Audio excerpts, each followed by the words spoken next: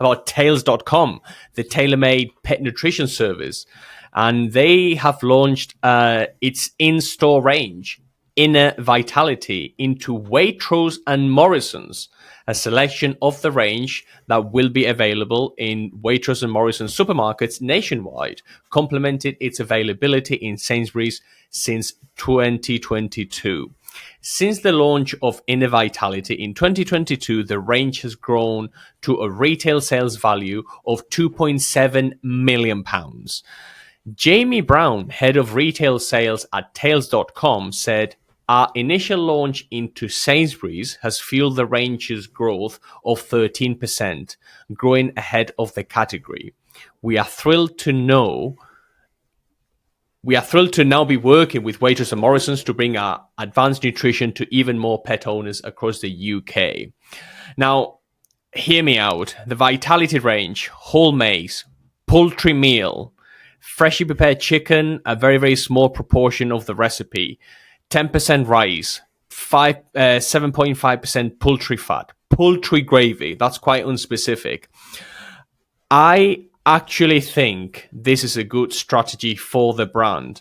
I hate the food. I don't think this is a good food at all, but I think people are already familiar with Tails and they will be buying this. And they have probably two product lines, the D2C line and this, which is the Vitality range. What do you think about this? Yeah, I think it's a good move for them. I think, I'm not in love with the company. I'm not in love with their products. But from their perspective, they're never going to be a pet specialty brand because the food doesn't stand up to proper what's the word? Like if you put a comparison against what's already out there. So, but they have a strong marketing presence. So to go through grocery is the correct way to do it. And if they get the packaging, if the packaging is right, and if people are buying them, I mean, look, £2.7 million through Sainsbury's. That sounds like a lot, but it really isn't. I think that's actually a relatively poor performer amongst their stores. But at the same time, look, I'd still rather see that on the shelves than Baker's, So I'm a little bit like, I'm indifferent in some ways because I think that the grocery customer, I think, when they were surveyed, the main things they look for is the words natural, wholesome, and tasty. This is the audience you're sort of playing to. So the fact that they're doing that with a product which is better than some of the sort of more heritage brands which are in grocery, I'm okay with. Obviously, I think the average grocery customer, they're not that well educated on things like nutrition, and I don't think they'll ever be in pet specialty anyway. So, yeah, I'm I can see it's a good move for them, but I don't really care much for them or their brand, to be honest. Interestingly, I want to take a dig at one of their founders. So it's Joe Inglis, and it's a prominent vet who's also a pretty good businessman. And he founded the venture, and he follows me on LinkedIn, and I hope he's listening, Clayton. And here I do want to separate the business person with a vet. So who the actual flamingo calls themselves a vet, who's actually supposed to love and care about dogs, and then goes on to back and co-found a company like this. I'm going to give you two recipes from Tails.com. The first one is maize as first ingredient, then chicken, then poultry and poultry meal, and maize protein feed, and maize protein, and meat and bone meal. 60% carbohydrates in a dog food. The second is meat and animal derivatives, 51%, including minimum 4% turkey, 4% chicken, fish and fish derivatives, and various sugars. And this is another Tails.com recipe.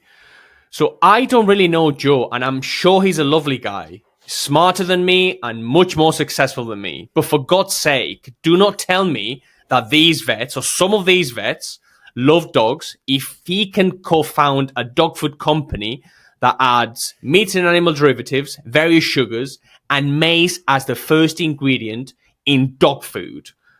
Tails is obviously owned by Nestle Purina, so this makes a lot of sense. Do you have a comment or do you not have a comment? Because like I am pretty livid about this. I don't understand how a vet can sign off on a dog food that contains sugar. I just don't understand it. Like, what are they looking at?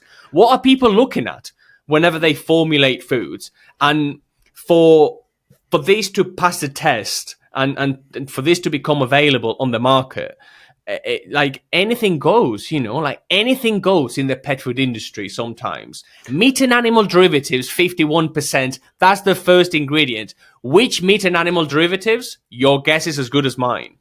And then you put sugar in pet food and poultry and whatever. And you call it hypoallergenic, of course. And you can call it whatever you want because anything is hypoallergenic and anything is like gastrointestinal. Maize is gastrointestinal food, apparently, Clayton. I don't know. I'm a little riled up, so I'll let you take from here because I'm going to be like devil's advocate, even though I do agree with you. I fully agree with you, but I'm going to go devil's advocate, and I'm going to say that the problem with vets is, and I say this all the time, they're not nutritionists, and this is a common problem we have with why vets are allowed to sell dog food. I am against vets selling dog food because by selling dog food, they're almost convincing the consumer that they know what's best nutritionally for their animal, and they don't. Like, it's a small part of their syllabus.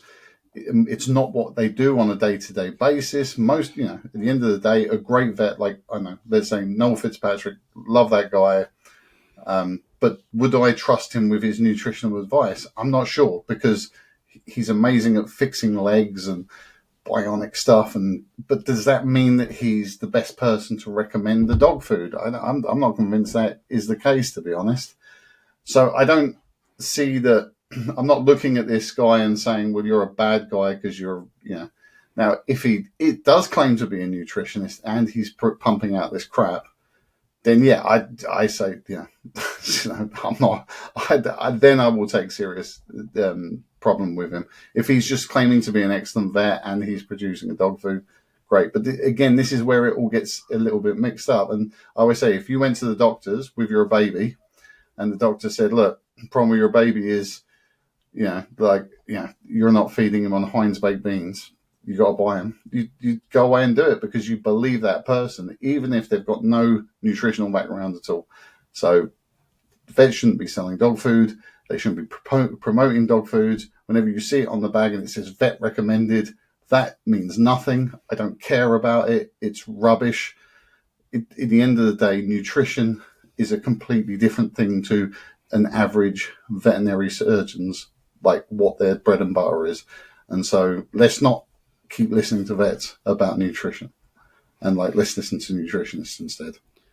Fair enough. And absolutely. If Joe wants to contradict me or come on the pod or whatever to clarify his stance or to defend himself, absolutely. I am probably going to clip this and share it onto LinkedIn as I do always. So it's it's going to be very, very interesting. I always look forward to the backlash because if you're not, creating a bit of controversy, what are you actually doing? But not everything can be wonderful, and this is something that I'm learning on LinkedIn. Basically, everything is amazing all the time, and everyone's like self-congratulating themselves for having a shower in the morning, and everyone finds it incredible. So if you sell sugar to pets, that's commendable and it's amazing. So why not, another food with another pet food with sugar. So let us know what you think, and we will see you in the next one.